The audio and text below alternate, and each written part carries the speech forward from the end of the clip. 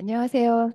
서울대학교 통일평화연구원에서 주관하는 2024년도 1학기 평화학 포럼에 와주신 여러분들 진심으로 감사드립니다. 오늘은 저희가 첫 번째 포럼을 하는 날인데요. 이번 학기에 평화학 포럼은 총 5번이 준비되어 있습니다. 저희는 평화로운 공존, 탈분단과 다문화라는 주제로 총 5번의 포럼 발표를 하게 될 텐데요. 오늘은 제22차 이주민 사회 통합을 위한 이민 정책 패러다임 변화라는 주제를 가지고 포럼을 하게 되겠습니다. 그리고 다음 주 5월 29일 수요일에는 통일 이후 독일 사회의 인종주의와 이주민 혐오라는 주제로 23차 평화학 포럼을 하게 되고요. 6월 19일 수요일에는 한국 사회의 인종주의와 이주민 혐오라는 주제로 제24차 평화학 포럼이 준비되어 있습니다. 6월 26일에는 아프간 난민과 함께한 울산의 1년이라는 주제로 포럼이 준비되어 있고요. 마지막에는 8월 28일 수요일에 한반도 밖에서의 탈분단 실험과 공존 영국 뉴몰든 한글 학교를 사례로 한 발표가 준비되어 있습니다. 여러분들께서 오늘을 시작으로 많이 끝까지 관심을 가지고 참여해 주시면 감사하겠습니다. 오늘 발표를 해주실 장주영 박사님을 소개해 드리도록 하겠습니다. 장주영 박사님은 이민정책, 사회통합, 가족이주, 난민 이슈에 대해서 연구를 하고 계시는 어, 연구자이고요. 서울대학교 생활과학대학 아동가족학에서 학사 석사 하시고 유니버시티 오브 미네소타에서 가족학 박사 하시면서 말씀드린 이민 정책이나 사회통합, 가족 이주에 대해서 연구를 하고 계십니다. 2018년부터 이민정책연구원에서 어, 근무하시면서 이 주제에 대해서 연구를 하시고 오늘은 말씀드린 대로 이주민 사회통합을 위한 이민정책 패러다임 변화라는 주제로 저희에게 흥미롭고 또 유익한 발표를 해주실 것입니다. 그러면 선생님께 마이크를 넘기겠습니다. 감사합니다. 네, 교수님 소개 감사합니다.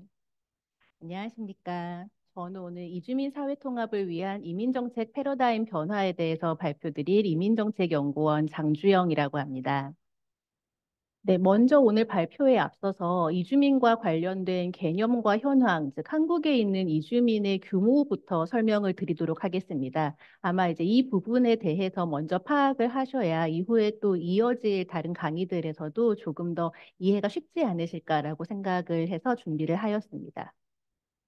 이 언론이나 각종 다른 이제 매체들을 통해서 많이 보셨겠지만 지금 한국의 이주민이 굉장히 증가하고 있는 상황입니다. 그런데 이 이주민 증가의 정도가 어떠한지에 대해서는 여러 가지 통계치들이 발표되고는 있습니다만 이 통계치에 대해서 이해가 아주 쉽지는 않은 상황입니다.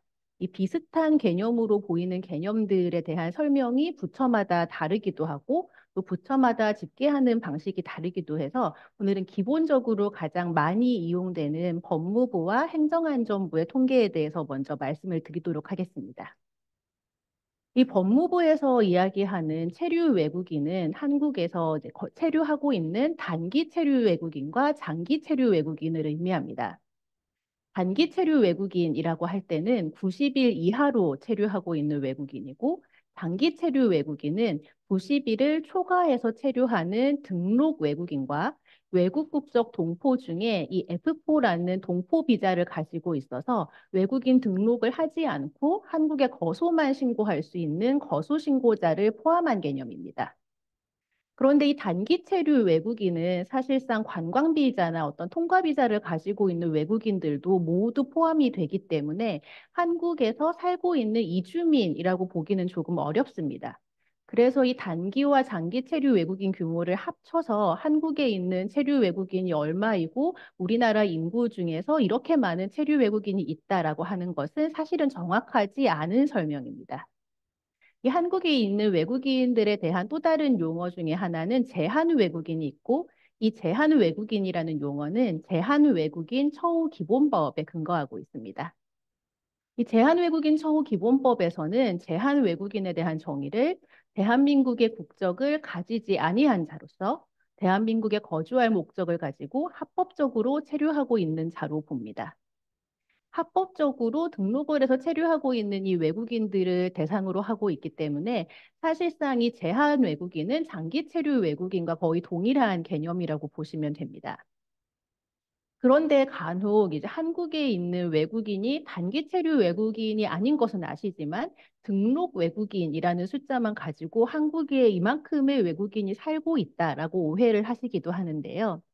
이 등록 외국인이라는 개념은 외국인 등록이라는 절차를 마친 외국인들인데 한국에서 장기 체류를 하고 있는 외국인이라고 해서 모두 외국인 등록을 해야 하는 것은 아니고 앞서 말씀드린 것처럼 외국 국적 동포들 중에서는 외국인 등록이라는 절차 없이 본인이 거주하고 있는 장소, 즉 거소 신고만 한 경우에도 한국에서 합법적으로 체류를 할 수 있습니다. 그래서 등록 외국인의 숫자만 가지고 한국에서 거주하고 있는 외국인이 어느 정도의 규모다라고 했을 때는 국내 거소 신고자가 모두 빠지게 되어서 정확하지 않은 용어의 사용이 됩니다. 결혼 이민자에 대한 설명도 쉽지는 않은데요.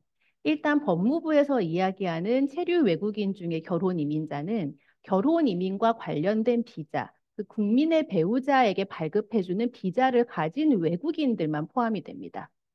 그래서 결혼을 한 이후에 귀화를 한 결혼 이민자들도 제외가 되고 결혼 이민 비자를 가지고 있지는 않지만 한국인의 배우자인 다른 외국인들의 경우에도 이 결혼 이민자 개념에는 들어가지 않게 되어서 여러분들이 생각하시는 한국인과 결혼을 한 외국 출신의 사람을 모두 포괄하지는 못하는 개념입니다.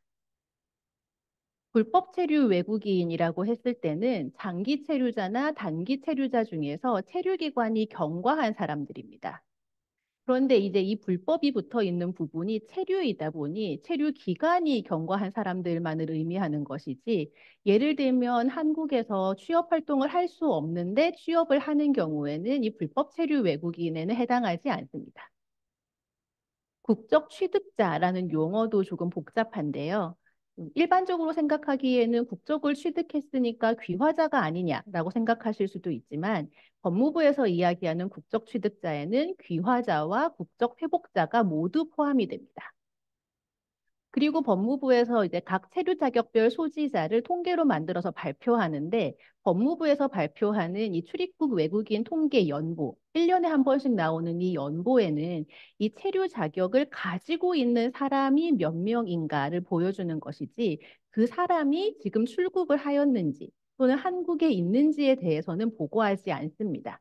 결국 이 법무부에서 발표하는 통계의 체류 외국인 규모라는 것은 이 체류 자격을 가진 사람이 몇 명인가에 대한 설명입니다.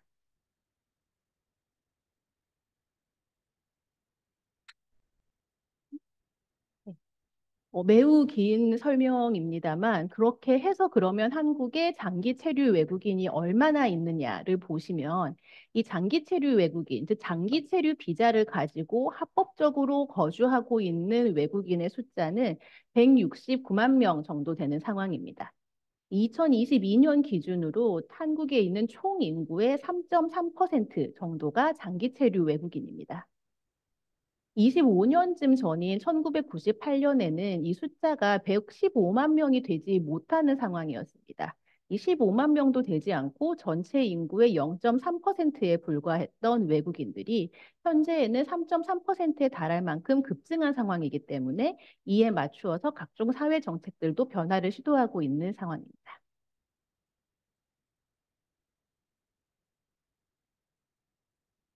행정안전부에서 발표하는 통계의 경우에도 굉장히 많이 인용이 되고 있습니다.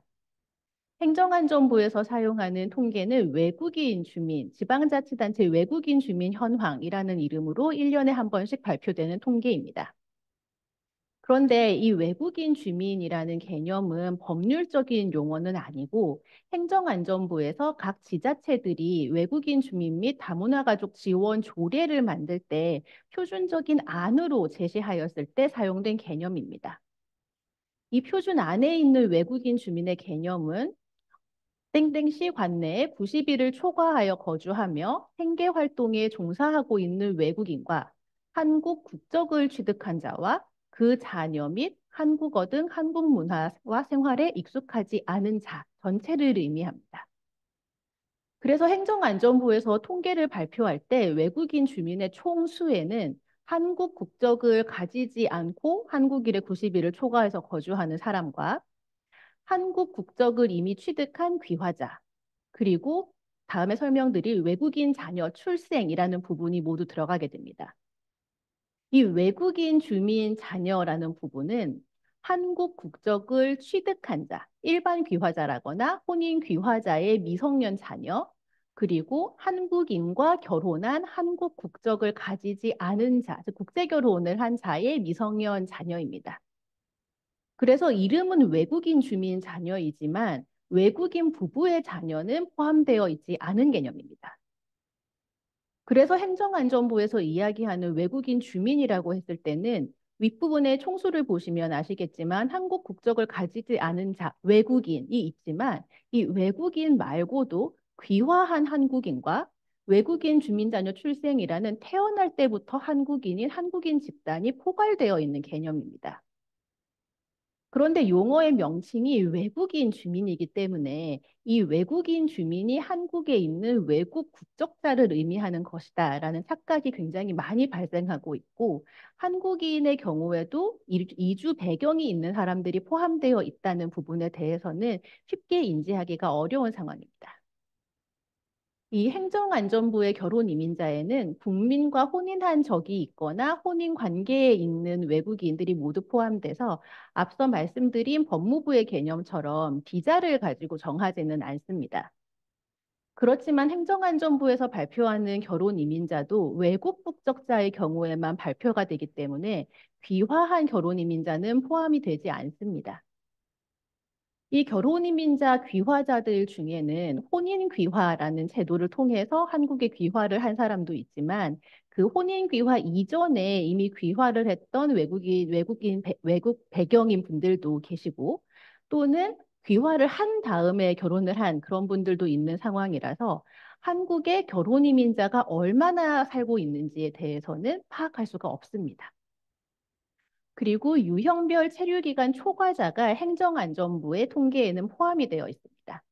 앞서 법무부에서 발표하는 자료에 그 체류, 단기 체류, 장기 체류 외국인 중 장기 체류 외국인은 대한 외국인 개념과 함께 가게 될 경우에는 합법적으로 체류하는 외국인의 부분이지만 행정안전부에서는 체류하고 있는 기간을 기준으로 발표하고 있기 때문에 체류기간 초과자도 포함이 되어 있습니다.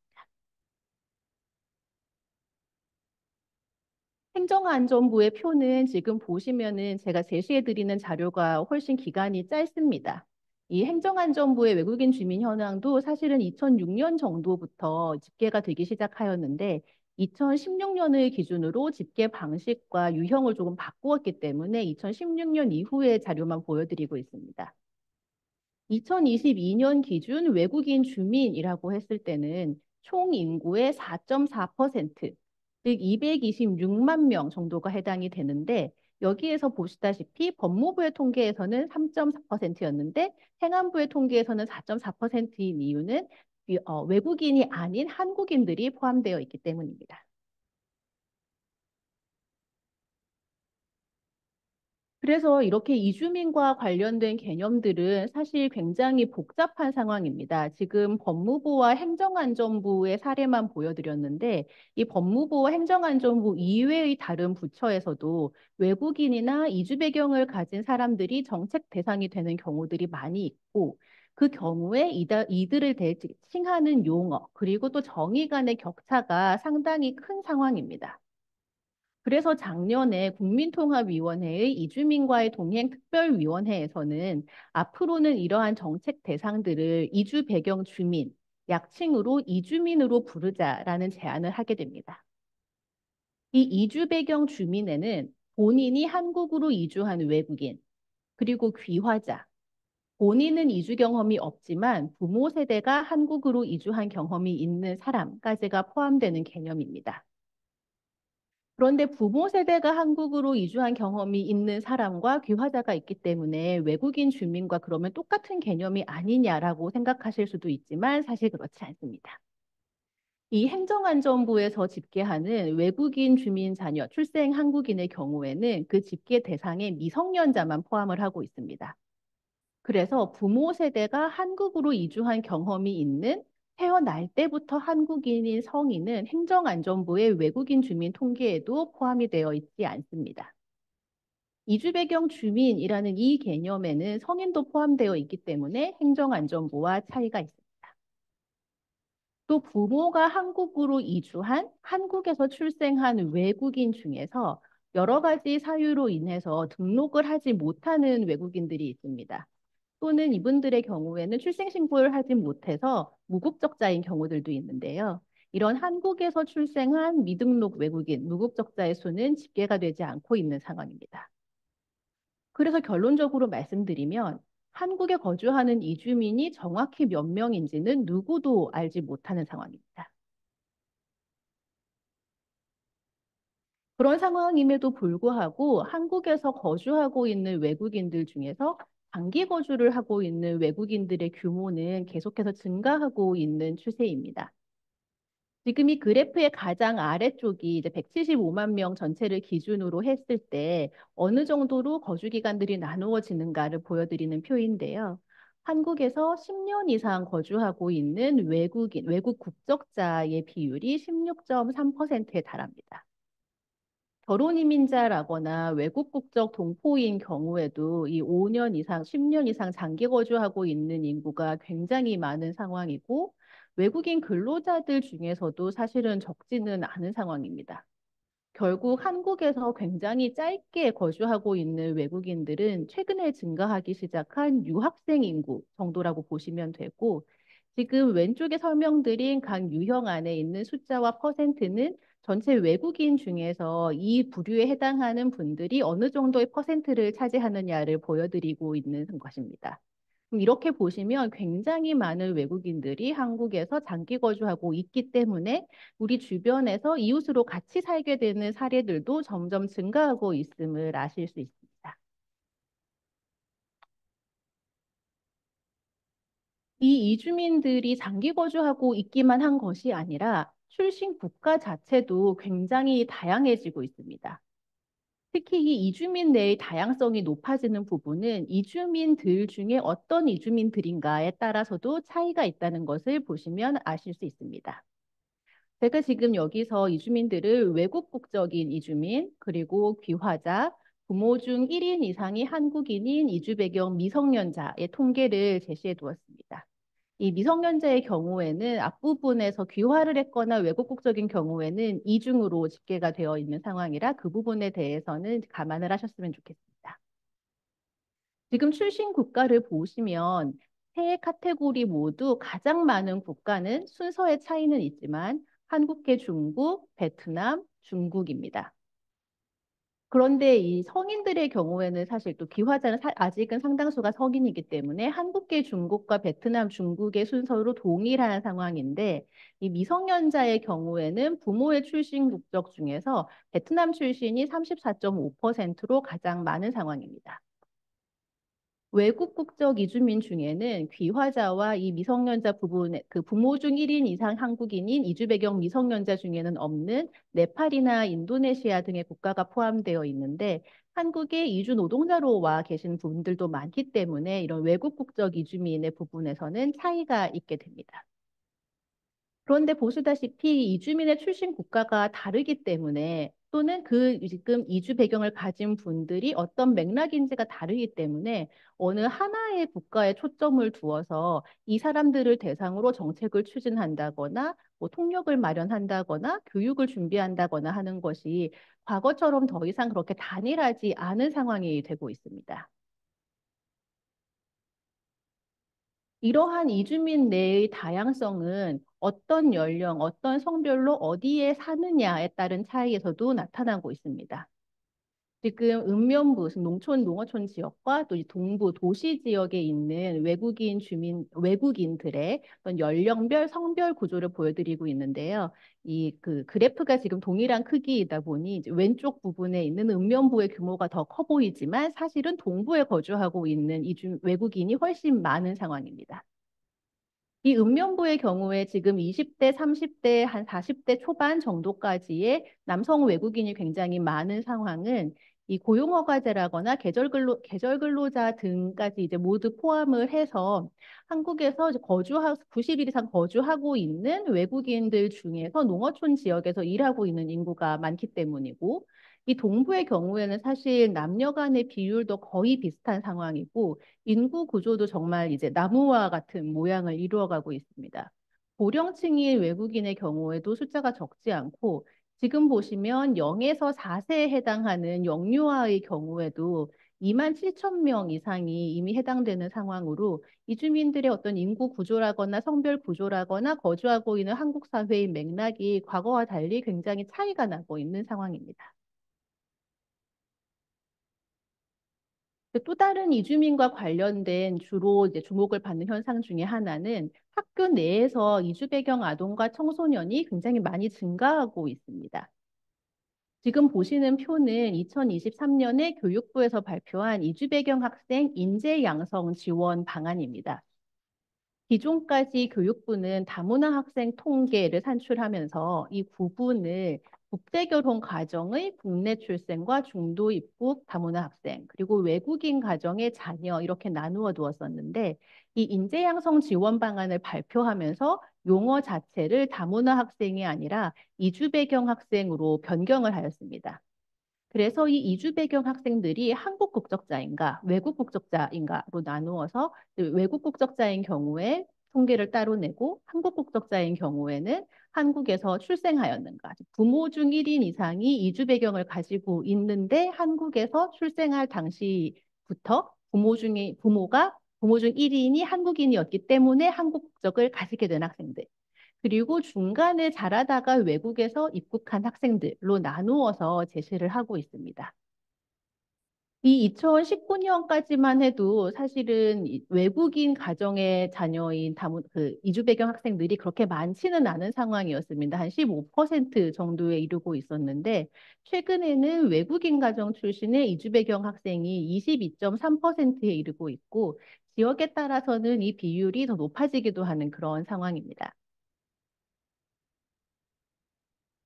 이 그래프도 같은 인재양성 지원 방안에서 발표한 그래프인데요. 조금 오해가 있으실 수 있어서 말씀을 드리자면, 각각의 지금 동그라미는 외국인 중도 입국의 학생들이 지역 전체 학생 중에서 몇 퍼센트인가, 그리고 까만 세모는 국내 출생 학생은 몇 퍼센트인가인데, 이 숫자에 대해서 지금 높낮이가 둘이 동일한 선을 기준으로 한 것이 아니라 전체 전국을 놓고 봤을 때 얼마나 높으냐를 보여주는 것이기 때문에, 예를 들어서 인천을 보셨을 때 외국인 중도 입국 학생이 국내 출생보다 많은 것은 아닙니다.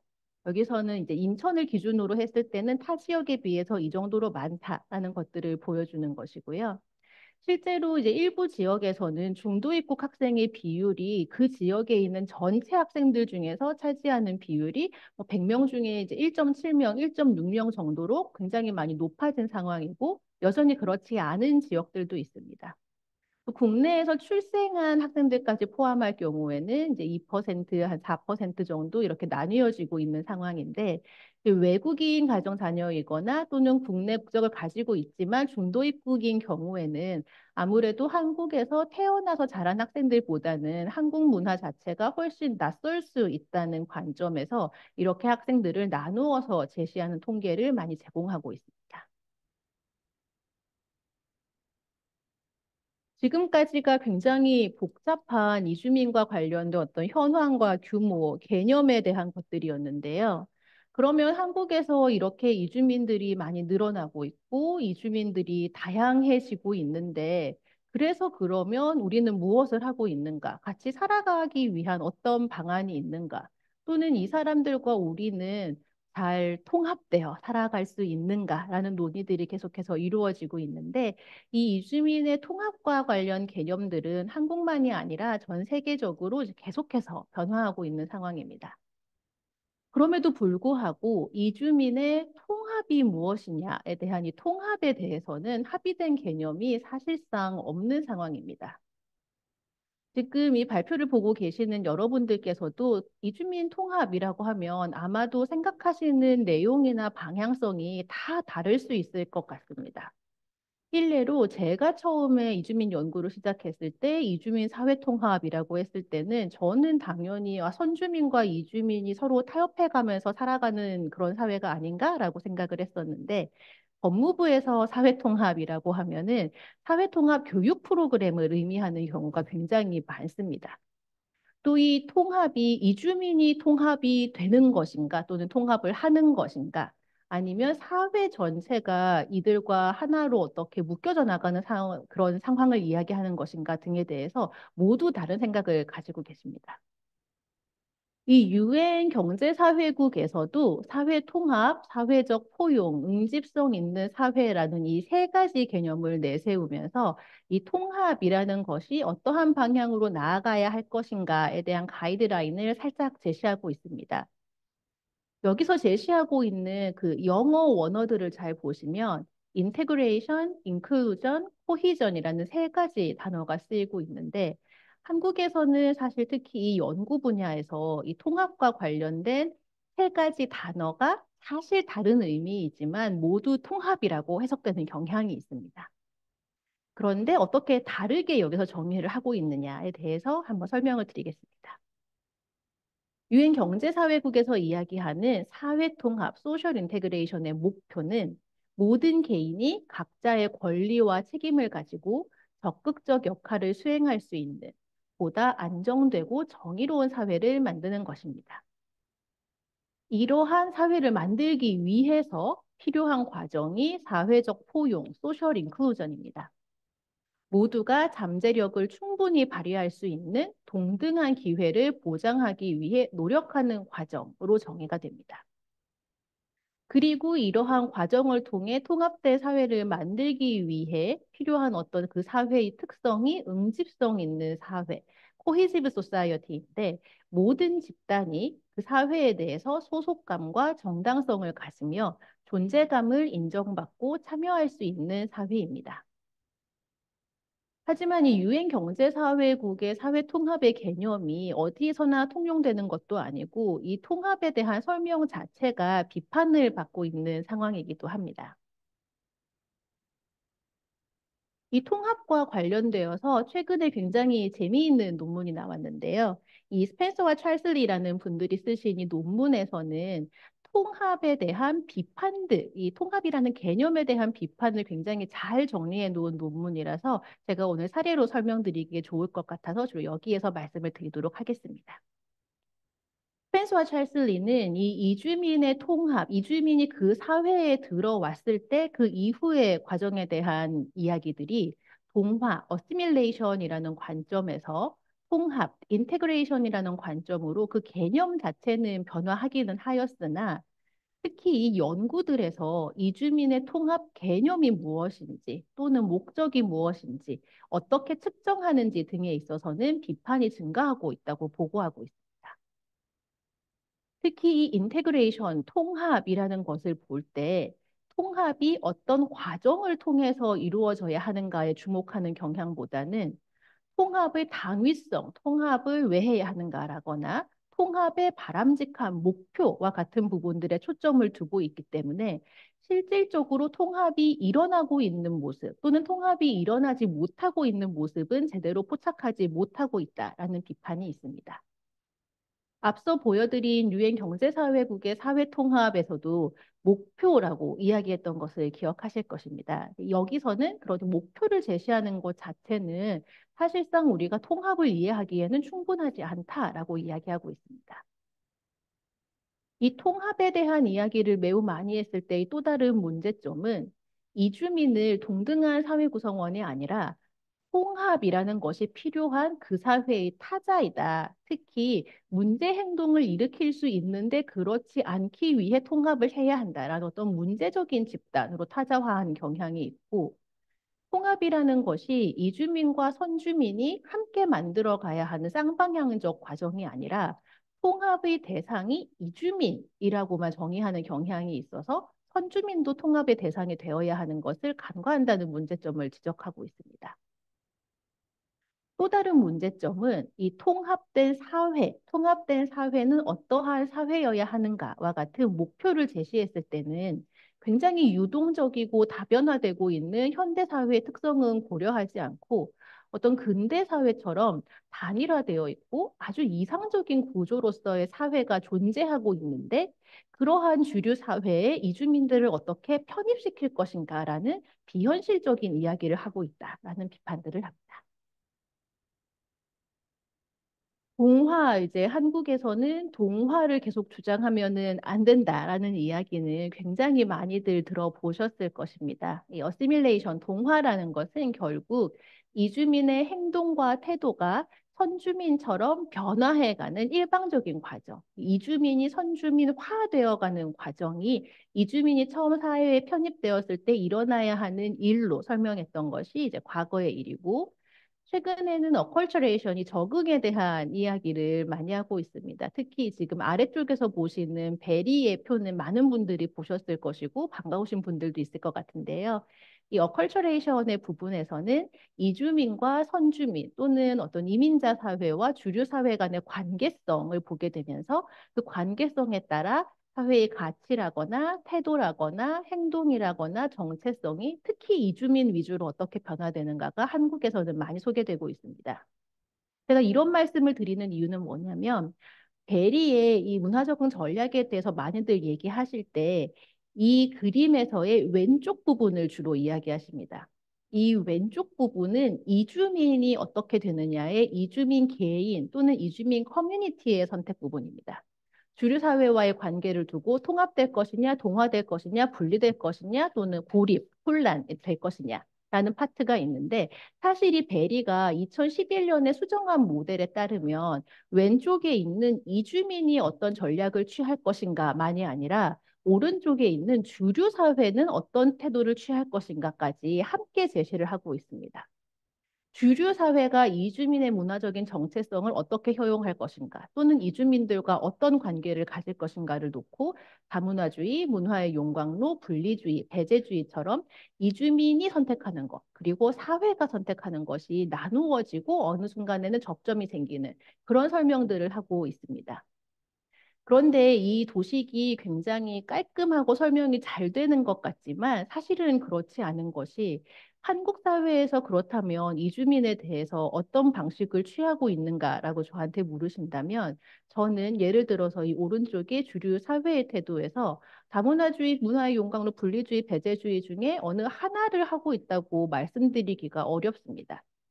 예를 들면 결혼 이주민에 대해서는 상당히 동화 내지는 문화의 용광로 어떤 전략을 사회에서 원하고 있는 경향이 있고 이주 노동자에 대해서는 뭐큰 관심이 없지만 뭐 특별히 나쁘지는 않지라는 정도의 분리주의에 가까운 태도를 취하고 있기 때문에 동일한 사회 안에서도 대상이 되는 이주민 집단이 누구인가에 따라서 전혀 다른 태도를 취할 수 있는 그런 양상을 보입니다.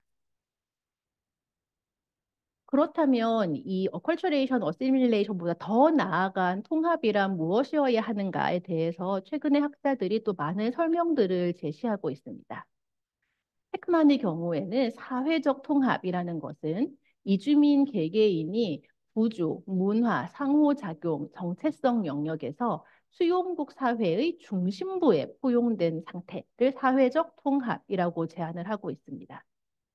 그런데 중심부에 포용되는 것이 정말 어떤 한 단계나 종착점으로 끝날 것이냐, 이 문제가 있기 때문에 스크루베넥과 샤스틴의 경우에는 유동적 통합, 리퀴드 인테그레이션이라고 해서 이 통합의 과정성에 대해서 굉장히 많이 강조를 하게 됩니다.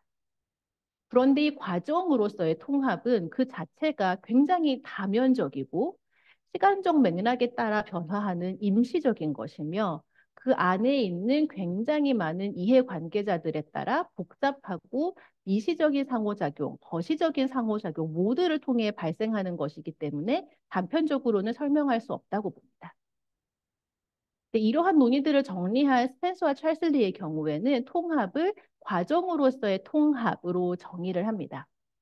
이들은 구조적, 사회적, 문화적, 시민적인 영역과 또 정체성의 영역에서 개인과 사회가 변화해가는 다방향적이고 특정한 공간에 한정되어 있으며 초국적이기도 하고 굉장히 임시적인 과정이다라고 설명을 하고 있습니다. 사실 이제 이 설명에는 만족하지 못하시는 분들이 아주 많을 것 같습니다. 이렇게 특정할 수도 없고 개념화할 수도 없고 포착할 수도 없는 통합이라는 것을 우리가 이야기할 수 있느냐. 이 학자들이 이야기하는 것도 통합된 사회라는 종착점은 더 이상 존재할 수 없는 사회가 되었다라는 설명을 하고 있습니다. 이제 사실 이 설명이 아주 뚜렷하지는 않지만 저는 이 논문에서 굉장히 재미있었고 의미 있다고 생각하는 부분은 이들이 이야기하는 그 다음의 부분입니다. 통합의 반이어, 인테그레이션의 반이어는 디스인테그레이션, 붕괴인 것이 아니라 상호작용이나 개인과 사회의 변화 과정이 없는 것, 변화의 과정 부재하고 있는 것이 통합의 반이어다라고 설명한 것이 굉장히 의미가 있었고 아마 한국 사회에서도 이 부분이 큰 의의를 가지지 않을까 생각하면서 이 논문을 소개해 드렸습니다.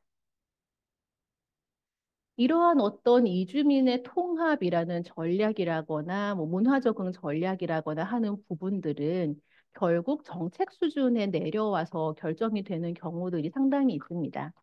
그건 개인의 영역에서 통합을 추구하기도 하고 통합을 이루어가기도 하지만 사회 정책에서 그렇다면은 이 이주민 통합, 이민과 통합 정책과 또 쌍방향적인 문화적 전략이 결합된다면 어떠한 도식이 이루어질 것인가를 설명한 것이 보리스 등이 이제 97년에 설명한 오른쪽의 도표입니다. 이 도표에서는 이민 정책, 윗부분에 있는 이민 정책과 가운데 정도에 있는 통합 정책을 구분해서 설명을 합니다. 이민 정책이라는 것은 외국인의 숫자, 또 이제 어떤 유형을 받을 것인가, 뭐 노동자를 받을 것인가, 학생을 받을 것인가, 또는 출신국, 나라도 많이 정해서 받는 경우가 여러분이 생각하시는 것보다 훨씬 많이 있습니다.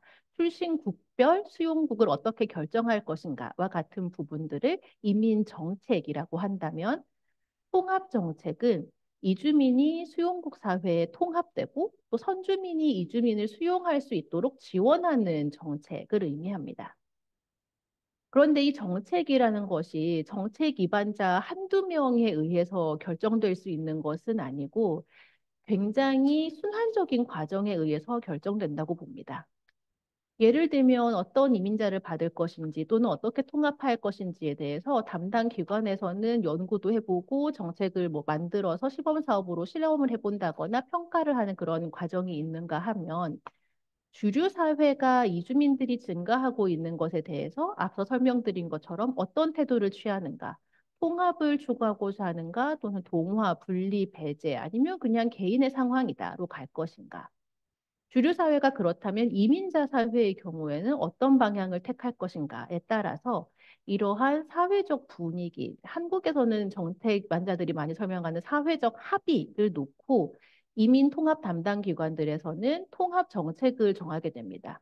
현재의 통합 정책이 조금 더 다원주의로 가야 하는가, 동화주의로 가야 하는가, 민족주의로 가야 하는가, 또는 뭐 우리 사회의 시민성이나 어떤 시티즌십을 얼마나 가지고 있느냐에 따라 시민주의로 갈 것인가에 대한 이런 정책들을 결정을 하게 되는데 사실은 이 정책이라는 것이 모두를 만족시킬 수도 없고 그 당시의 사회적 맥락이나 어떤 주요 이슈에 의해서 결정되는 결과가 크기 때문에 이러한 정책을 시행했을 때 주류 사회와 이민자 사회 간의 관계에도 어떤 결과가 발생하게 됩니다.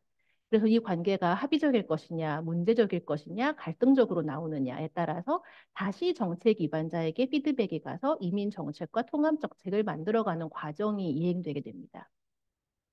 결국 이 이민 정책이나 통합 정책은 하나의 정책으로 아주 장기간 동안 유지하기는 어려운 상황이고 특히 이 이민은 국내 상황을 가지고만 해결할 수 있는 것이 아니라 다른 나라와의 관계 또는 다른 나라와 다른 나라가 어떤 관계를 맺고 있느냐의 영향도 아주 크게 받기 때문에 특히나 더 변화가 많은 영역 중에 하나라고 보시면 됩니다.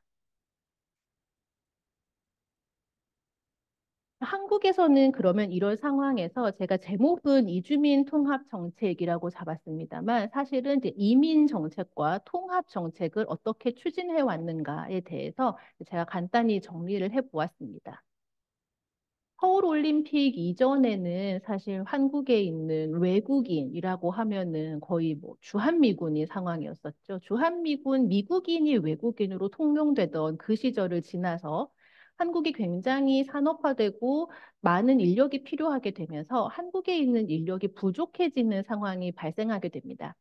그때 처음 만들어졌던 것이 산업연수제도이고 그것이 어떤 산업 쪽의 일이라면은 가족이나 개인의 측면에서는 농어촌에 있는 남성들이 결혼할 기회가 없다, 농어촌에 여성이 없다라는 문제가 발생하면서 농어촌 총각과 중국교포 여성 성혼 사업 계획이라는 것이 동년도에 발표가 되게 됩니다. 이런 산업 영역에서의 하나, 그리고 개인 영역에서의 하나가 91년에 발표가 되었다면 93년에 발표된 것은 난민협약, 한국이 국제사회에 어떤 의무를 가지고 있는가와 관련된 이민정책, 이 세 가지가 한국에 있는 정책의 거의 시초가 되게 됩니다. 그 이후로 이제 국적법이 양계 혈통주의로 시행이 되었고, 이 얘기는 그 기존에는 아버지의 혈통을 따라 국적을 주었기 때문에 어머니가 한국인이고 아버지가 외국인 경우에는 그 자녀가 한국에서 태어나 살더라도 한국 국적을 받을 수가 없었습니다.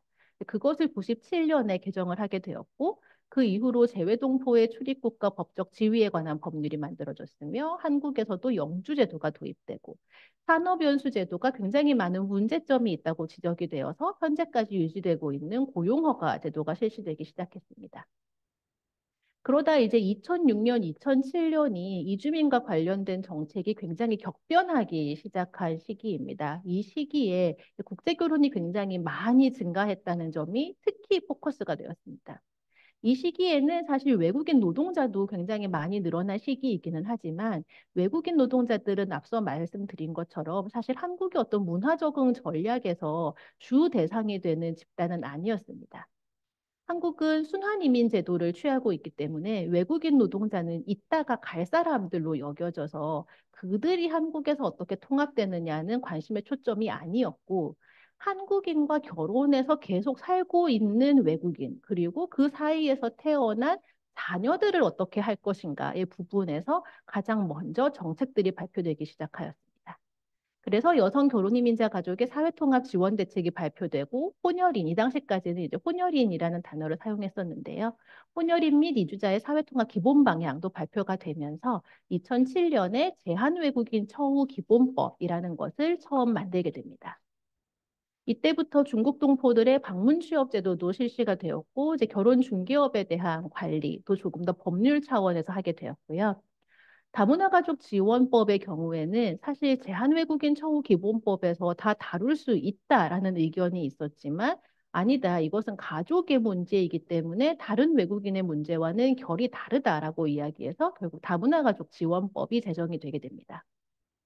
이 제한외국인 처우 기본법에서 외국인 정책을 어떻게 할 것인지에 대해서 5년 단위의 기본 계획을 만들도록 하였기 때문에 2008년에 제1차 외국인 정책 기본 계획을 수립해서 앞으로의 방향성에 대해서 논하게 하였고, 그 뒤로 사회통합 프로그램을 실시한다거나 또는 다문화 가족 지원 정책은 그러면 어떤 기본 계획을 세울 것인가의 부분들, 또 이제 한국이 복수국적 제도를 일부 받아들이는 일도 생겼고, 가장 최근까지 내려오게 되면은 지역 특화형 비자 시범 사업이라고 해서 아주 지역 중심으로 이주민들을 어떻게 받아들여서 정착을 시킬 것인가까지 정책이 진행된 상황입니다.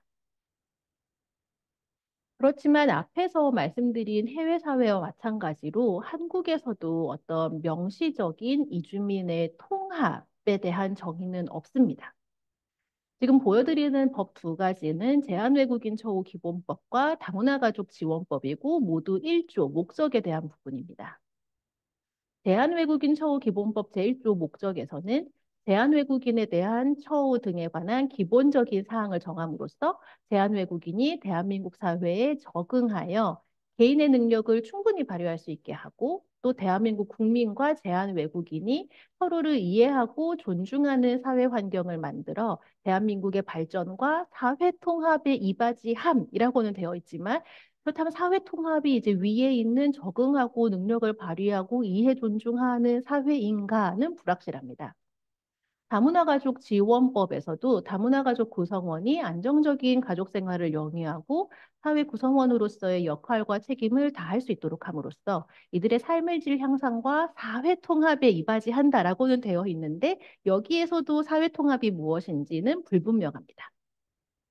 도입 부분에서 말씀드렸지만 법무부에서 시행하는 사회통합 프로그램에는 이 사회통합 프로그램은 국적을 취득하거나 영주 자격 등을 취득하고자 하는 외국인의 사회 적응을 돕는 한국어와 한국 문화 프로그램, 즉 굉장히 이주민이 한국 사회에서 살아갈 능력을 키워주는 것에 가까운 방향으로 정의가 되어 있습니다.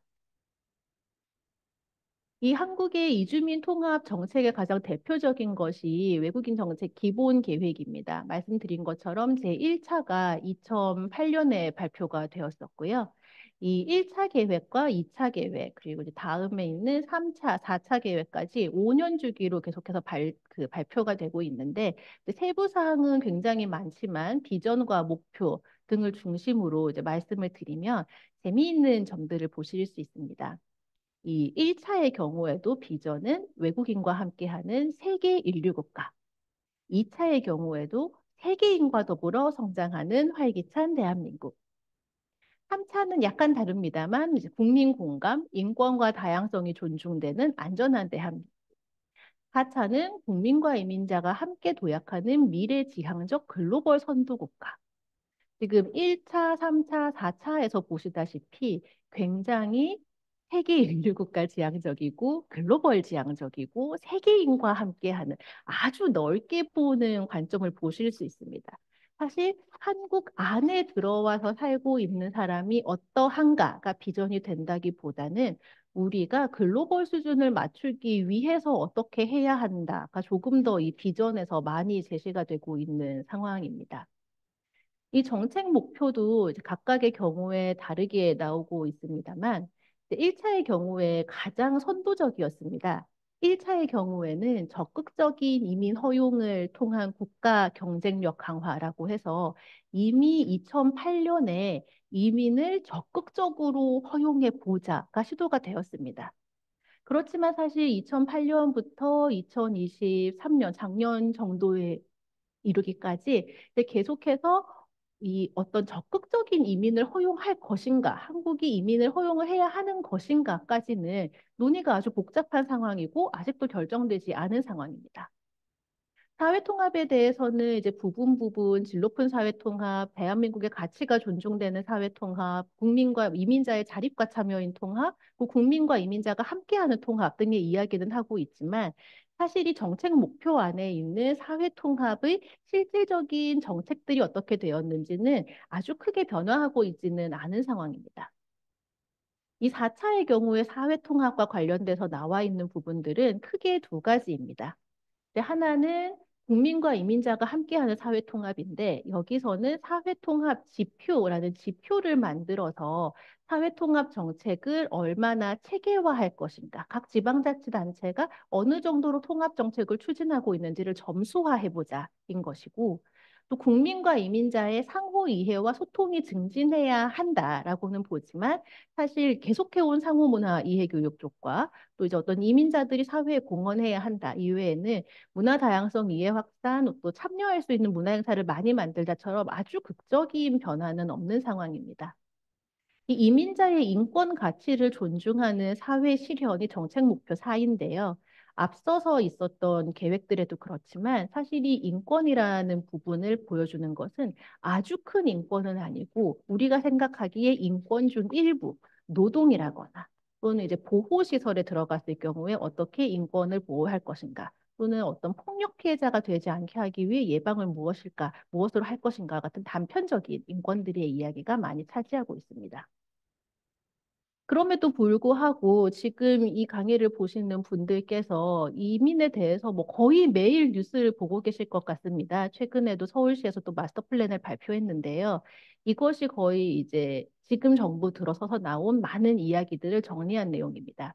한국의 인구 감소 문제가 너무나 심각하기 때문에 해외에서 인력을 도입해야 한다. 3만 5천 명으로 늘리겠다, 뭐 이제 16만 5천 명으로 늘리겠다. 이 고용노동부와 법무부가 굉장히 큰 규모로 외국에서 인력을 데리고 오겠다라는 이야기를 하고 있고, 법무부가 최근에 시작한 새로운 사업은 인구 감소 지역에 이주민들이 정착하는 것을 조금 더 많은 인센티브들을 주고 유도해서 지역이 원하는 이주민들이 그 지역에서 살 수 있도록 하자라는 방안으로 추진하고 있습니다.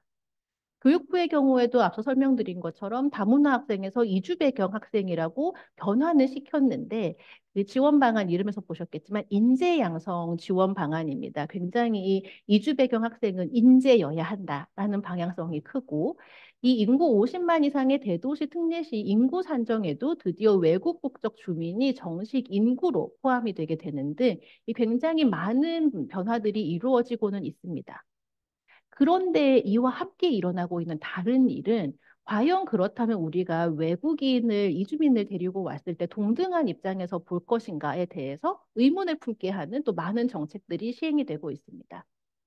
이 내국인, 외국인 노동시장 이분화에 대해서 최근에 가장 큰 쟁점이 되고 있는 부분들은 이 가사관리사, 가사노동자를 데리고 왔을 때 동일한 임금을 줄 것이냐의 문제가 뭐 지금까지도 매일같이 뉴스를 장식하고 있고요.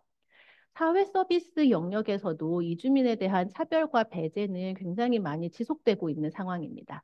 뭐 보육료 지원에서 제외된다거나, 뭐 부부가 맞벌이라도 우선입소 대상은 안 된다거나, 외국인이 장애인 등록은 할 수 있지만 서비스 대상에서는 제외가 되고, 긴급복지 사항에서도 귀책 사유가 없는 화재 범죄 천재지변만 된다거나, 건강보험에서의 또 차별이 있고, 학자금 대출이 안 된다거나 하는 그런 배제적인 부분은 지속되고 있으며, 사회 구성원 관점에서도 여전히 국민의 배우자와 그 자녀가 우선순위가 높지만 뒤에서 간단하게 설명드릴 것처럼 일관성 있는 순위를 상정하고 있지는 않습니다. 4차 계획에서 굉장히 동포 위주의 정책을 하겠다고는 하였지만 언론에서 가장 이 반감이 큰 집단으로 보고 있는 것도 외국 국적 동포, 특히 중국 동포로 상정이 되고 있고 비화자에 대해서 한국인과 동일한 국민으로 보느냐의 부분은 재외동포법 쪽에 가면은 귀화자가 국적을 포기하고 다른 나라의 국적을 얻었을 경우 또는 그 자녀의 경우에는 재외동포가 되지 못합니다. 재외동포법에서는 출생 시부터의 한국인만 동포가 될 수 있기 때문이거든요. 이 건강보험이 가장 차별의 대표적으로 논해지는 것인데 지역 가입에 있어서 미성년 자녀와 배우자가 가족 관계를 서류로 증명할 수 있지 않다면 세대 합가가 되지 않고 지역 가입자의 보험료는 국민과는 다른 기준을 적용을 해서 훨씬 더 높은 전년도의 전체 가입자 평균 보험료를 부과하고 있습니다. 미성년자인 경우에도 원래는 평균 보험료를 부과하다가 조금 이제 변경이 되어서 내국인과 동일 기준으로 산정한 것과 지역 가입자의 하한 중에 더 작은 금액이 아니라 더 큰 금액을 내도록 하고 있고 외국인 건강보험 이야기가 중국인들이 문제가 있다라는 말을 하면서 굉장히 많이 이야기하고 있지만 사실은 건강보험을 지탱하고 있다고 할 만큼 흑자이고 중국인들이 적자가 나는 경우는 외국 국적 동포들 중에 아까 인구 그 트리에서 보셨듯이 중장년이 많기 때문입니다. 밑에서 보시는 것처럼 미성년 세대주인 외국인들의 경우도 사실 그 숫자가 적지 않은데 여기에 본인 가구주, 뭐 손자녀, 뭐 기타 등등의 모든 경우는 세대 합가가 되지 않기 때문에 이 미성년자들이 각각 지역가입자 보험료를 내고 있고 형제가 있는 경우에는 형제 모두가 각자 그 돈을 내고 있는 그런 상황입니다. 그래서 이주 배경 아동 청소년에 대한 보호도 잘 되고 있지는 않고 인권과 관련된 부분인 가족 초청에 있어서도 지금 고용허가제를 이제 10년까지 연속으로 늘리자라고 하고 있고 현재도 최대 9년 8개월까지 거주할 수 있지만 배우자와 미성년 자녀를 초청할 수는 없습니다. 결혼이민자나 귀화자에 한해서 한국 가족의 돌봄을 위한 부모 초청은 허용을 하지만 이 결혼이민자나 귀화자가 본인의 부모를 돌보기 위한 초청은 할 수가 없습니다.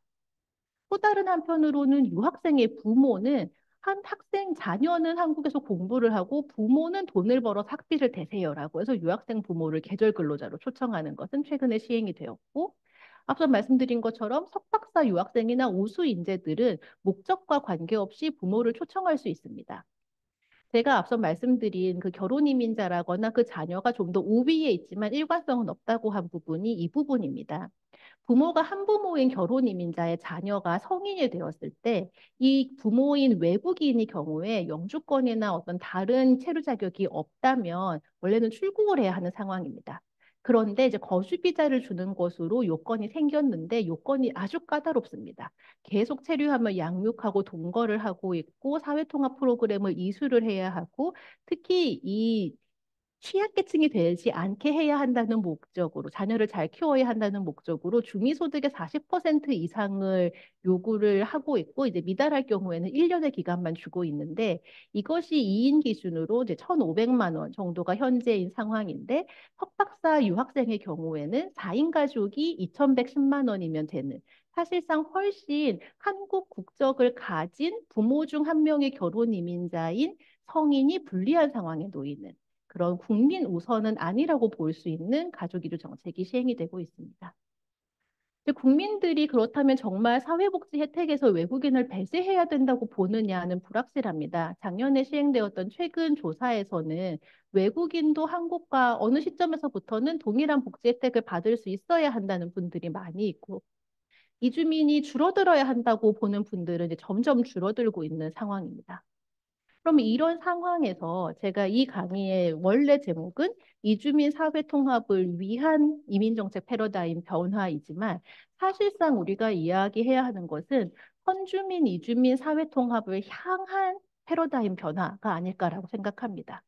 그런데 이 패러다임 변화에서도 저도 몇 년간 고민을 하고 있지만, 사실 어떤 패러다임을 제시해서 이것이 맞는 방향이다라고 한 가지로 말씀드리기는 매우 어렵습니다.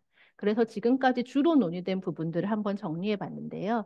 일단은 더 이상 다문화라는 이 문화가 여러 개의 사람들이 있다라는 이야기가 아니라, 이주 배경이라는 것도 다양한 배경을 지닌 개인이 어떤 그 배경이나 선택에 의해 차별받지 않는 사회를 만들고, 또 말씀드린 것처럼 이제 지역에 따라 굉장히 많은 차이가 있기 때문에 이주민들이 실제로 살고 있는 그 지역사회 차원에서의 주민성을 조금 더 강조하면서 함께 살아나가는 방안을 마련하고, 정책에 있어서도 증거 기반 정책을 마련하며, 이주민들의 사회 서비스에 대해서도 점점 더 포섭의 범위를 넓혀서 이주민이 곧 취약계층화되는 그런 상황은 방지해야 될 필요가 있다고 봅니다.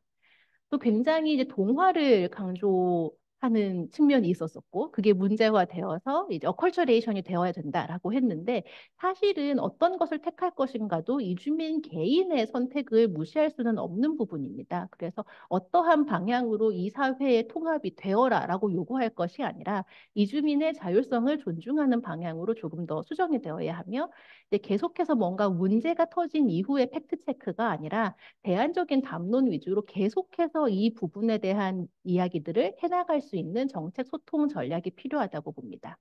그러기 위해서는 결국 우리도 점수화하는 어떤 결과로서의 사회 통합이 아니라 과정으로서의 사회 통합을 시도를 해보고, 시행착오를 겪을 수도 있을 것이고, 시행착오를 겪는다면 또다시 개선을 시도해보는 이런 방향으로 지속 가능한 사회 통합 패러다임을 구축해 보아야 하지 않을까 정도로 오늘 제가 드릴 말씀을 정리해 보고자 합니다. 긴 시간 들어주셔서 정말 감사합니다. 네, 어유 정말 이 많은 내용을 한 번도 쉬지 않으시고 이렇게 술술술술 이렇게 발표를 해주셔서 또 되게 명확하게 개념 정의도 해주셔서 들으시는 분들이 많이 도움이 되셨을 것 같은데요.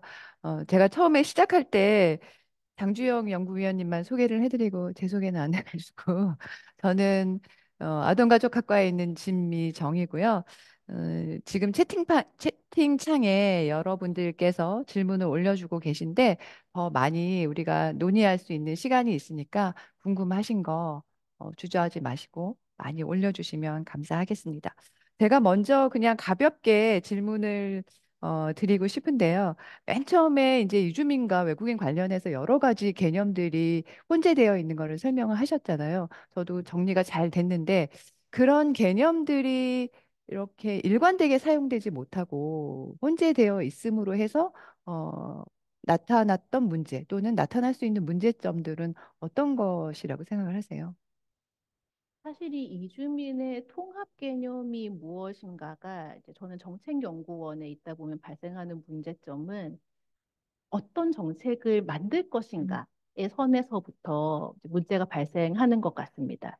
이제 지금은 굉장히 외국인과 관련된 지방자치단체 수준의 어떤 정책 아이디어 같은 것들이 많이 나오고 있는 상황인데, 기존에는 사실 이 외국인 정책 기본 계획에서 요구하는 연간 시행 계획과 다문화 가족 지원 계획에서 요구하는 연간 시행 계획이 거의 겹치는 음, 경향이 있었습니다. 즉 결국은 대상이 누구여야 하는지, 이 사람들을 한국에 정착을 시키나? 음, 시킨다면 뭘 하지? 또는 이 사람이 한국어를 잘하게 만드는 것이 통합인가? 아니면 뭐 그냥 스포츠 경기를 많이 해야 하나?와 같은 논란들이 많이 있어서 계속 개별적인 정책을 만들 때 그래서 우리가 해야 되는 것이 무엇인가에 대해서 서로 같은 단어를 쓰면서 다른 이야기를 음, 하는 음. 경향들이 많이 발견이 되었습니다.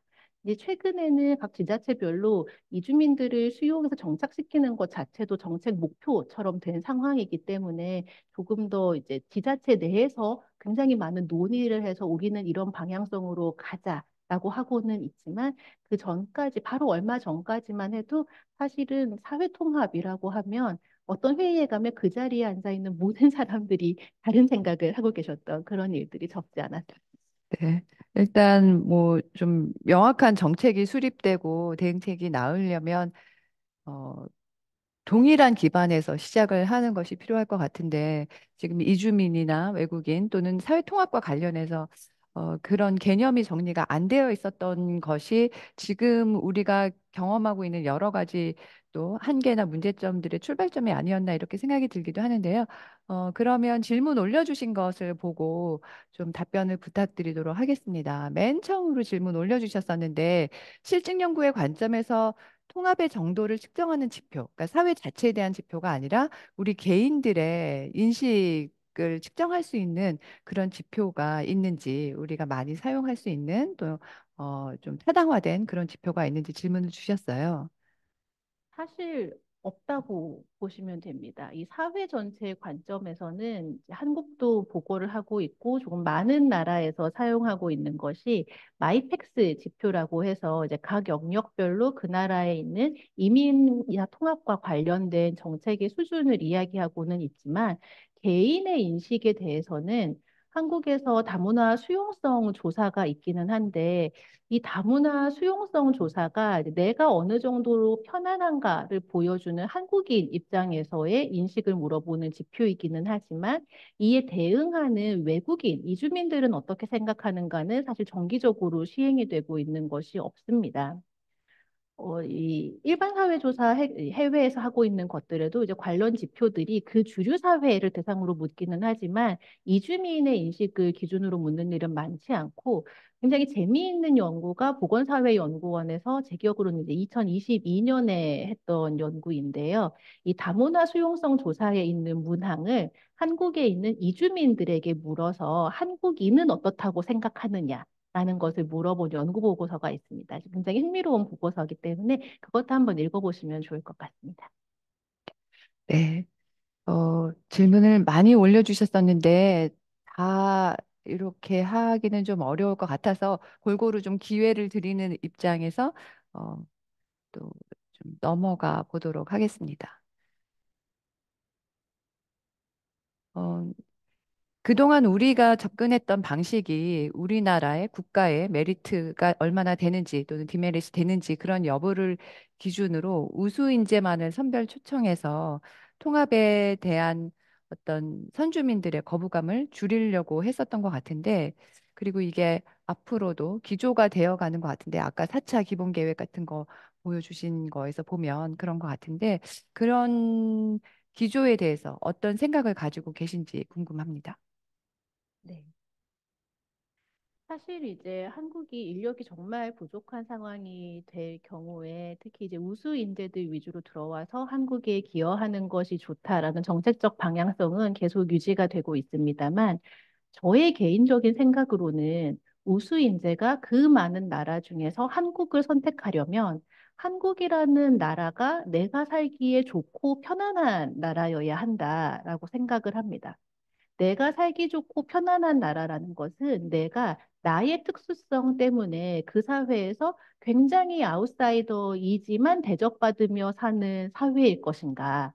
아니면 나와 비슷한 상황에서 이 나라에 이주한 사람들이 아주 여러 가지 직군에 있지만 차별을 겪지 않으며 산다거나, 왜냐하면 내가 어떤 사람인지 길에 나가면 길에서 나를 보는 사람들은 알 수가 없거든요. 그러니까 그 사회가 얼마나 이주민에 대해서 열려 있는 사회이고, 더 쉽게는 내가 그 나라에 갔을 때 우리나라의 음식을 파는 식당이나 식료품점을 하는 사람이 있을 것인가? 나의 일상이 그대로 유지가 될 만큼 그 사회에 어떤 이주민 커뮤니티가 있을 것인가도 저는 고려사항에 포함이 된다고 봅니다. 그런데 우수 인재만 데리고 와서 정착을 시키겠다고 하면 이 사람들에게는 그런 사실 사회적인 기반은 없는 나라가 되는 상태이기 때문에 오히려 굉장히 다양한 영역과 다양한 계층의 이주민들이 한국에서 구성원으로 살 수 있게 하는 사회가 되어야 우수 인재들도 한국을 선택해서 정착하고자 하지 않을까라는 생각이 있기 때문에 이 너무 우수 인재를 데리고 오는 것만 강조하는 기조는 음. 성공 가능성이 높지 않을 음. 우려가 있다고 봅니다. 네. 그 다음 질문도 좀 관련되어 있던 질문인 것 같아요. 사실 지금 우리가 이렇게 뭔가 사회적인 문제가 생기면 거기에 즉각적으로 대응하는 방식으로 이주민이나 이민자나 아니면 외국인을 생각하는 경향이 있는데, 사실 요즘엔 또 저출생과 관련해서 이민 정책에 대한 논의도 많이를 하고 있고, 그런데 사실 이런 문제를 우리만 경험하는 것이 아니라 가까운 일본이나 다른 나라들도 경험을 하고 있어서 사실 이주민이 갈 수 있는, 그러니까 선택지 또는 옵션이 열려 있는 상황에서 우리나라가 이제 정말 과연 많은 그런 이주민들을 유입 받아들일 수 있는 그런 국가적인 어떤 경쟁력, 매력이 있을까라고 하는 질문을 주셔서 어, 이제 앞서서 말씀하셨지만 어, 연결해서 어떻게 전망하시는지. 네. 사실 이제 아시아권의 이민자가 한국에 이제 가장 쉽게 이주를 오는 상황이죠. 어떤 지리적인 근접성도 있고 한국에서 필요한 수요도 있는데 이제 일본보다 한국을 선택한다라고 이제 하는 이야기들을 할 때에는 사실 최근에는 이 임금의 문제가 음, 있었습니다. 한국의 임금이 이제 상대적으로 높기 때문에 더 선호할 수 있다라고는 하는데 지금 임금 자체에 대한 논의가 또 지속이 되고 있잖아요.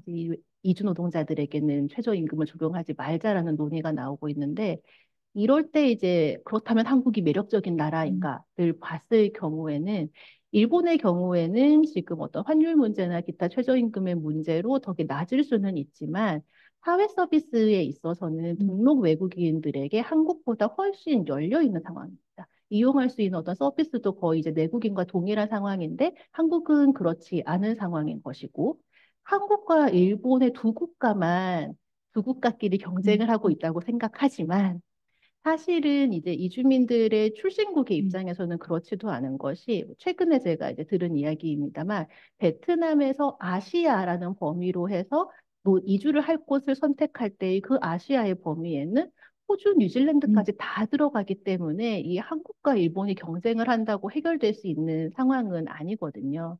근데 이런 상황에서 한국이 메리시 있는 외국인들이 지금 일본이 기조를 바꿔서 외국인이 선택할 수 있는 국가가 되도록 하자라고 했을 때 조만간 한국도 유사한 상황에 음, 놓이지 않을까 싶습니다. 이 한국에 지금 많이 송출하고 있는 국가들에서도 워낙에 이제는 출생률이 많이 음, 떨어져서 그 국가들에서도 인구 부족 문제가 나오고 있는 상황이고 또 그 내국인에서 더 고숙련자들은 남아있고 임금 수준도 오르고 하고 있기 때문에 지금처럼 한국이 이렇게 자신만만하게 뭐 우리가 오라고 하면 오겠지라고 하는 것은 오래 못 가지 않을까 싶네요. 네. 어, 아까도 말씀해 주시고 소개를 해 주셨는데 지금 우리나라에서는 이민자나 이주민을 대상으로 한 이제 복지가 거의 없는 셈이잖아요. 뭐 사회 서비스나 기본적인 복지 제도의 사각지대에 놓여져 있는데 이거 관련해서는 이주민을 대상으로 이런 사회 서비스나 복지 서비스를 확대하는 거에 대한 논의가 어느 정도 진전되고 있나요? 정부 차원에서는 이제 코로나 때부터 이제 논란이 되기 시작했었는데, 이주민은 이제 사회 서비스 대상에서 완전 배제였던 입장에서 이주민에게 서비스를 제공하지 않음으로써 내국인에게도 선주민에게도 문제가 발생할 수 있다는 것들이 나와서 뭐 어떤 서비스에 포함이 되기는 했습니다만, 그 이후로 다시 이주민의 사회 서비스 포섭은 일부 지자체에서 영유아 보육료를 지원한다거나 또는 이제 지자체 단위에서 단기적인 예산을 투입하는 것 외에는 많이 진행은 되고 있지 않은 상황입니다. 그런데 재미있는 것은 저희 연구원에서 이제 국민 대상으로 하는 인식조사 같은 것들을 해보면 이주민들이 이미 받고 있다고 생각하거나 당연히 받아야 한다고 생각하거나 받는 게 그렇게 이상하지 않다고 생각하는 분들이 많이 있는 상황입니다. 어떻게 보면 다 아까 보여드린 그 집계 결과처럼 다수라고도 할 수 있는데요. 반대의 목소리가 굉장히 크기 때문에 정책 위반자의 입장에서는 그 반대를 무릅쓰고 정책을 만들어서 추진하는 것이 부담스러운 상황이고, 그래서 사회 서비스 같이 예산이 드는 분야에서의 이주민 포섭은 특히 중앙정부에서 굉장히 느리게 진행돼요.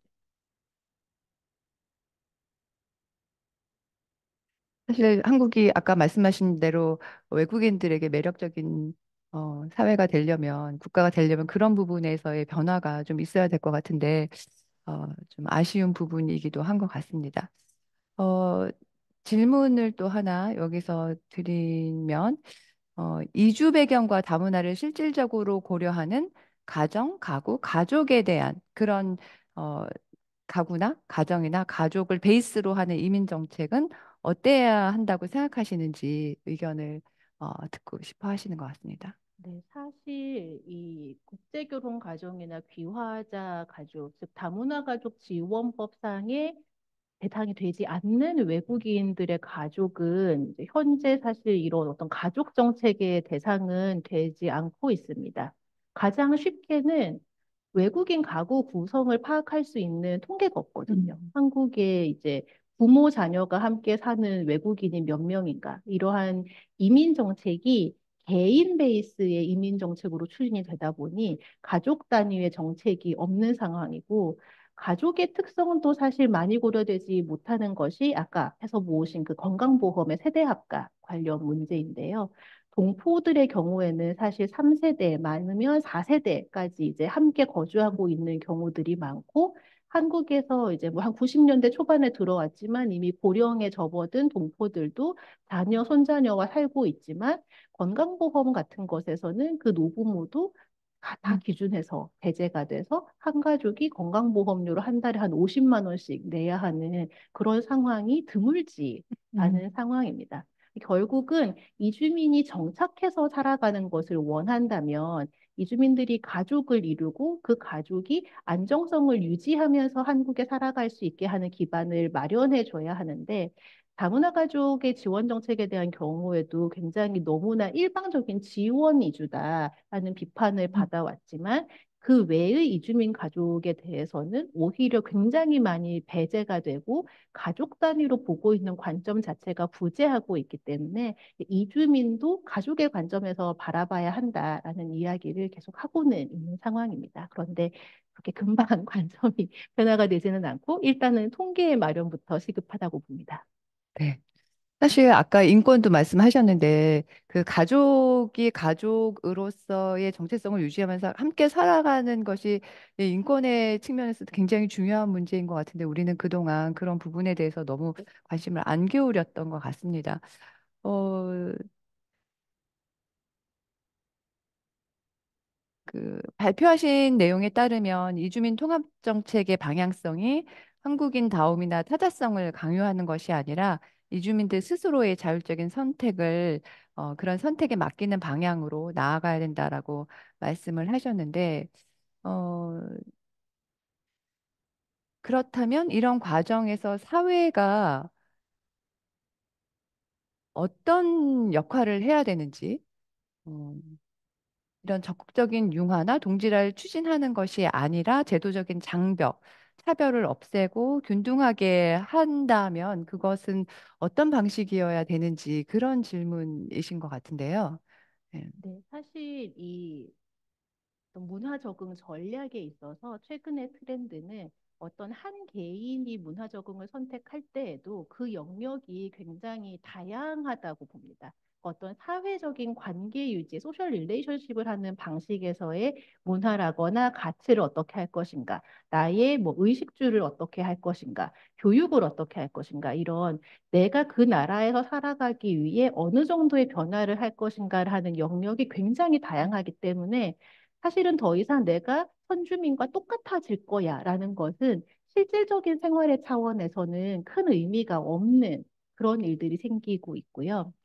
이 동화가 부정적이라고 굉장히 한국에서 음, 많이 이야기를 했습니다만 조사 자료를 가지고 한번 돌려본 적이 있는데 비화자들이나 이제 영주권자들을 대상으로 한국에서 본인이나 자녀가 사회적으로 계층 상승을 할 가능성이 있다고 보는 사람들의 경우에는 전략이 조금 더 동화 음, 쪽에 가까운 전략을 하는 분들이 그 사회에서 성공 가능성을 높게 예측하는 경향이 있고 사실은 연구들이 이야기하듯이 이주민이 어떤 전략을 택하는지는 주류 사회가 어떤 태도를 보이는지에 따라 음, 음, 선택하는 것이지 이것이 이렇게 해야 한다라고 음, 해서 일방으로 나아갈 수 있는 이야기는 아니라고 봅니다. 그래서 결국은 이게 아주 복잡하다는 것이고 우리가 과정을 봐야지 음, 무엇을 선택을 해야 한다. 라고 이야기할 수 없다는 것인데요.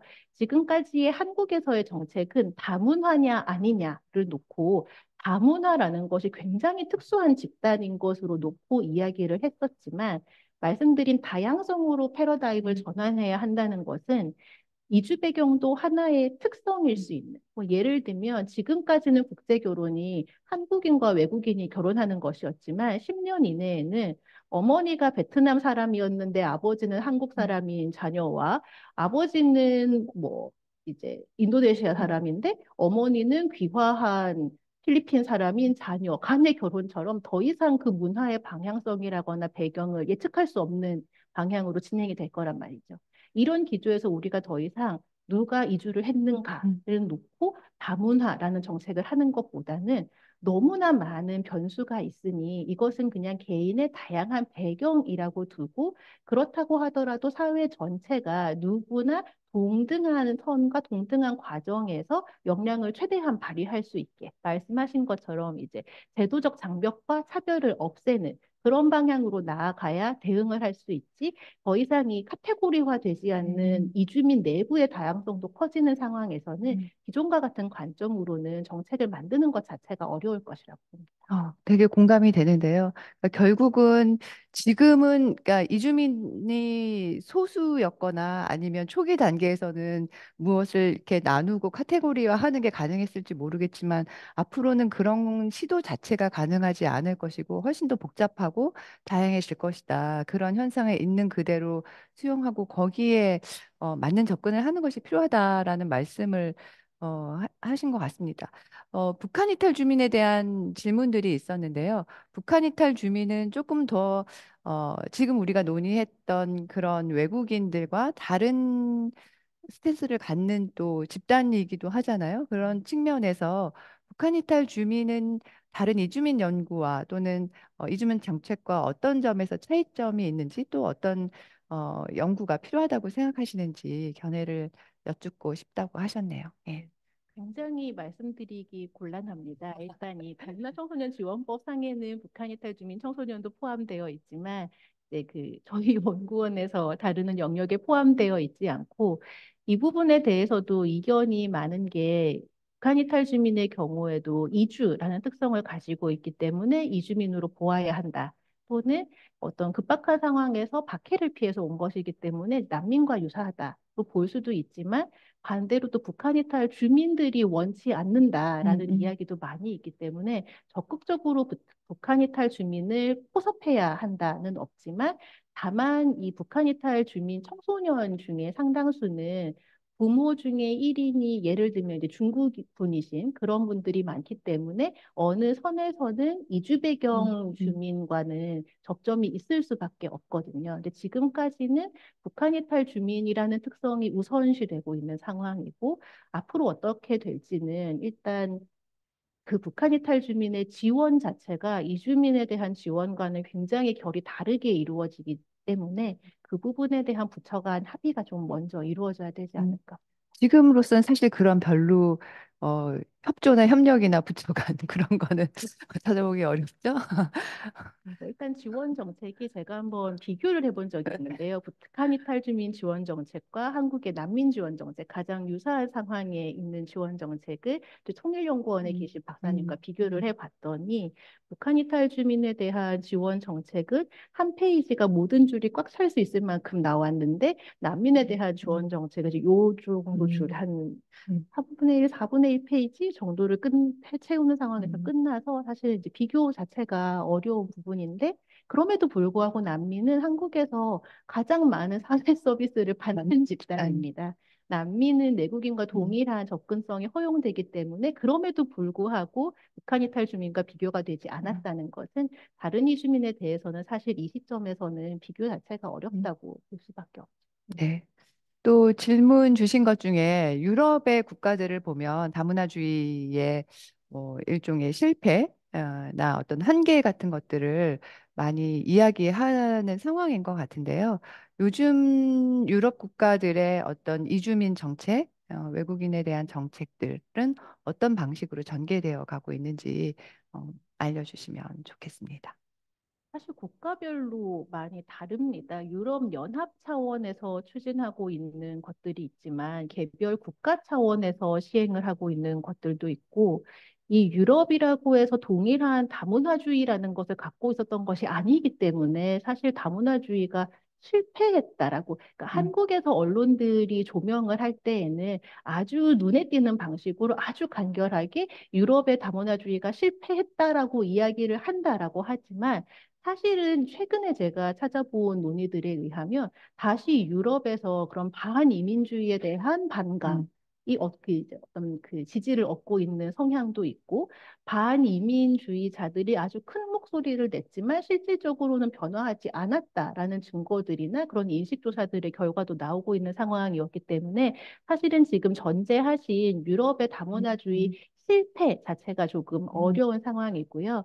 유럽에서도 오히려 이제 지방자치단체 수준에서 중앙이 하지 않으니까 우리가 하겠다라고 해서 적극적으로 이주민 포섭 정책을 펴고 있는 국가들이 상당히 있고 도시 차원으로도 많이 있습니다. 예를 들면 스페인 같은 경우에는 지방자치단체들이 굉장히 적극적으로 중앙정부의 무관심을 떠나서 음, 이주민 포섭을 하는 그런 정책들을 만들고 있기 때문에 죄송하지만 제가 어떤 이런 음, 일관적인 유럽의 다문화주의가 실패해서 지금 음. 어떤 방식이다라고 말씀을 드리기는 좀 어려울 것 같습니다. 우리나라도 최근에는 지방자치단체에서 어, 그 지자체에 맞는 외국인 정책이나 이런 것들을 하려고 하는 시도들을 하고 있는 거잖아요. 그런 부분에서는 어떻게 생각하세요?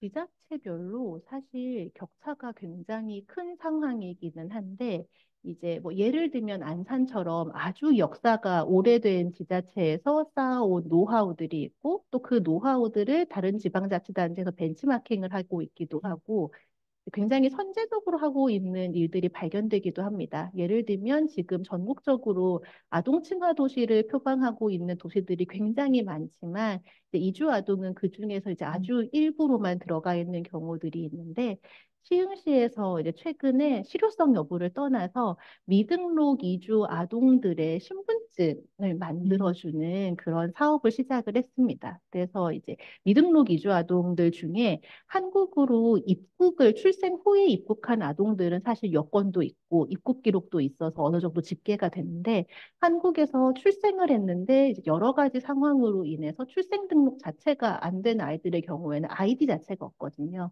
그거를 시흥시에서 시 차원에서 우리 시 내에서는 이 아이가 이 아이디를 들고 가면은 음, 그걸로 본인 신분 증명을 하는 것으로 하자라는 정책이 시작되어서 이런 식의 지방정부 차원에서의 시도가 여러 가지가 이루어지다 보면 오히려 중앙정부에서도 그런 것들을 조금 더 오히려. 그 큰 정책으로 받아들일 수 있지 않을까 하는 음.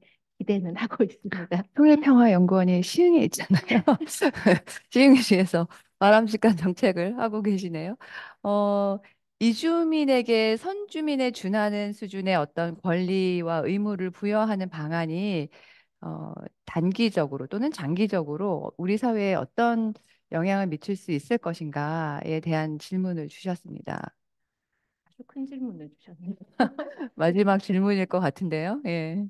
사실 조금 나아지기는 했는데 이주민은 세금을 내지 않는다라고 생각하시는 분들이 정말 많습니다. 물론 이주민들이 이제 일하고 있는 어떤 소득 수준이라거나 또는 어떤 국가 간의 협정이라거나 이런 것들의 문제는 있지만 기본적으로는 이주민들도 세금을 내고 오히려 이제 환급을 못 받는 상황이 늘어나는 것처럼 의무는 다 음, 하고 있는데 그에 준하는 권리, 어떤 사회보장의 측면에서는 모두 배제가 되고 있는 상황이거든요. 이제 어떤 영향을 받을까에 대해 생각을 해보면, 물론 이제 예산이 많이 투입되는 일이니 반대하시는 음, 분들도 있겠지만, 사실 한국에서 더 적극적으로 정착을 하려는 이주민들이 늘어날 것인데, 저의 개인적인 생각으로는 그 사회에서 오랫동안 잘 융합이 되어서 살아온 사람이 남는 것이 계속해서 새로운 사람을 데리고 오는 음, 것보다는 훨씬 그 사회 유지에 이익이 되는 일이기 때문에 시도할 가치가 있고 특히 다른 나라가 안 하고 있는 상황이 아니기 때문에 한국도 충분히 시도할 수 있는 일이라고 보고 많은 국민들이 이미 하고 있다고 생각하거나 해도 된다, 해야 음, 한다라고 생각을 한다면 조금씩이라도 시도를 음, 제가 이제 가장 먼저 했으면 좋겠다고 늘 드리는 말씀은 영유아 음, 보육비 지원입니다.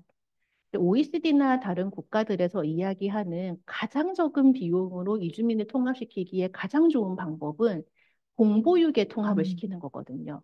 3세 이전에. 3세 이전에 공보육의 통합을 시켜야 가장 적은 비용으로 그 아이들이 그 나라의 문화에 익숙해지고 언어에 음, 익숙해지고 가족 내의 전파자가 되는 상황이고 한국도 아까 음, 보신 것처럼 이제 뭐 거의 3만 명에 달해가는 이 상황에서 그 아이들이 중도 입국을 음, 많이 선택하는 이유가 영 돌봄이 안 되기 때문이거든요. 음, 그러니까 중도 입국을 초등학교 전후에 굉장히 많이 하는데 초등학교 전후에 중도 입국을 하기 때문에 학교 내에서 언어라거나 문화적인 문제로 많은 문제가 생기고 있다고 보고가 되고 있고 이를 위한 비용 투입이 굉장히 음, 큰데 이 아이들이 그 연령에 들어오는 이유는 어린이집에 갈 수 없거나 음, 갈 수 있는 돈이 없기 때문이라서 그 부분이 열려서 오히려 이른 나이에 이 아이들이 한국에 들어와서 한국 아이들이랑 가나다를 배우기 이전부터 함께 살아나가기 시작한다면 정말 최소한의 비용으로 한국이 원하는 한국 사회와 가장 가까운 한국에서 음. 살아나가고 성장한 아이들의 인구를 확보하는 것이기 때문에 제가 최근에 계속해서 드리는 말씀은 영유아 보육비에서부터 한번 시작해 보는 것이 어떨까입니다. 여러분들께서도 그 부분에 대해서 좀 고려를 해주셔서 논문을 쓰신다거나 정책 제안을 하실 때 영유아 보육비라도 어떻게 해결을 했으면 좋겠다라는 부분들을 많이 말씀을 해주시면 좋겠습니다. 네, 되게 중요한 정책인 것 같아요. 그러니까 우리나라는 아이들이 이미 만 1세만 되더라도 대부분 어린이집을 다니기 때문에 거기에서 사실은 사회가 시작되는 거잖아요. 예, 그런 측면에서 이주 배경 아동들도 동등한 어떤 기회와 이제 보육료 지원이 있었으면 좋겠다라고 말씀하셨는데 제가 아까 놓친 것 같은데 음, 꼭 듣고 싶으신 질문인 것 같아요. 다시 한번 남겨주셨거든요. 다문화주의 이후에 상호문화주의가 논의되기도 하는데 이것이 유용하고 적절한 개념으로 보시는지 우리 사회에 적용될 수 있는 가능성은 어떻게 전망하시는지 마지막 질문으로 받겠습니다. 네, 이 상호문화주의의 개념을 어떻게 정의하느냐에 따라서도 차이는 있겠지만 사실 또 이제 4차 기본계획에도 상호문화주의가 들어가 있기는 한데요.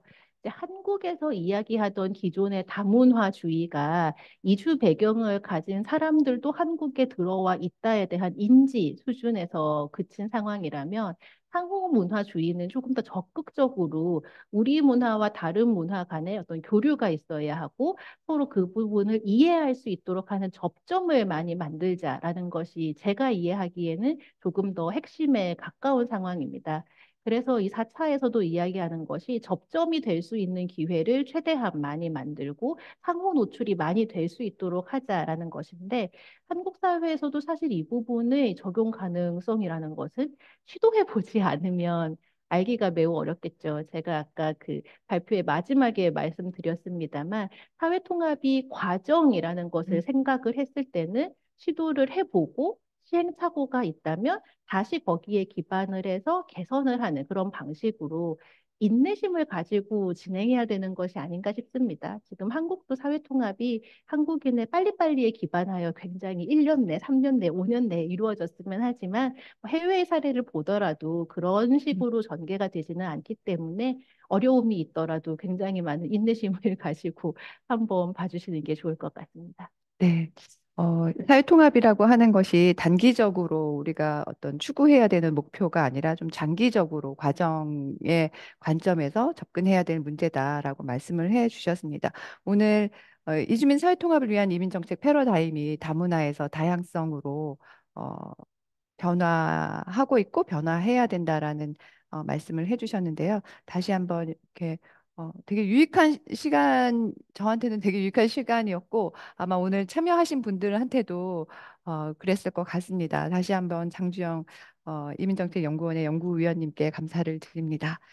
그리고 오늘 와주신 분들께서 저희가 네 번의 포럼이 더 남아 있거든요. 다음 5월 29일 수요일부터 23차, 24차, 25차, 26차 평화 포럼이 기다리고 있습니다. 시간은 오늘과 달리 이제 다음번부터는 5시에 시작하는 하게 되니까 다 기억하셨다가 또 많이 참석해 주시고 좋은 질문 남겨주시면 감사하겠습니다. 그럼 오늘 제22차 평화 포럼은 여기서 마무리하도록 하겠습니다. 감사합니다. 감사합니다.